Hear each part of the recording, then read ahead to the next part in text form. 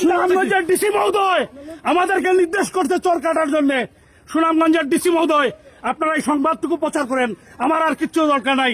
আমি কাশিয়ামারা নদীতে অবৈধভাবে যে আশপাশের যে ড্রেজারগুলো লাগিয়ে তীরবর্তী এলাকা নষ্ট হচ্ছে, সেগুলো আসলে তারা পরিদর্শন করছেন এবং ইতিমধ্যে ড্রেজার জব্দ করতে সক্ষম হয়েছেন।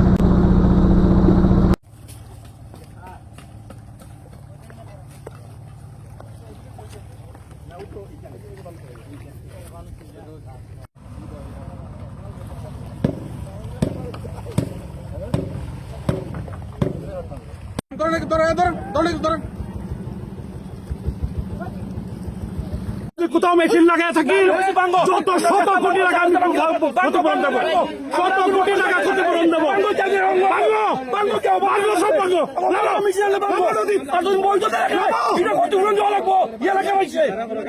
আমি চোর ছাড়া আপনারা দেখেন, চোর ছাড়া আপনারা একটু দেখেন, আপনারা একটু দেখেন চোরের বাহিরে কোথাও সাংবাদিক জাতির বিবেক আপনারা দেখেন।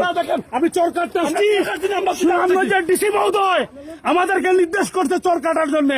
সুনামগঞ্জের ডিসি মহোদয়, আপনারা এই সংবাদটুকু প্রচার করেন, আমার আর কিচ্ছু দরকার নাই। আমি হাইকোর্টে রুল নিয়ে এখানে আসছি।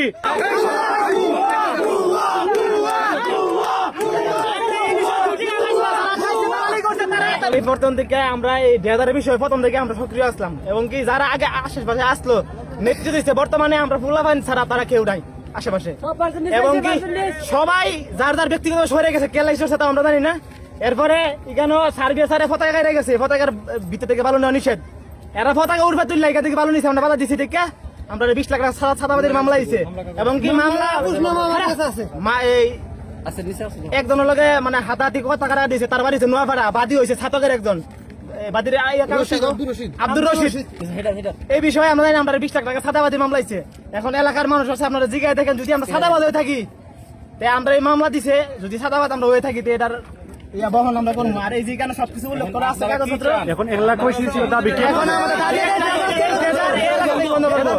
এবং কি একটা ড্রেজার কি বৈধ কিনা অবৈধ, ড্রেজার বৈধ কিনা, ড্রেজার বৈধ কিনা, অবৈধ সরকার ঘোষণা করছে ড্রেজার অবৈধ। আমরা কোনোভাবে অবৈধ কাজ আমাদের এলাকায় করতে দিব না।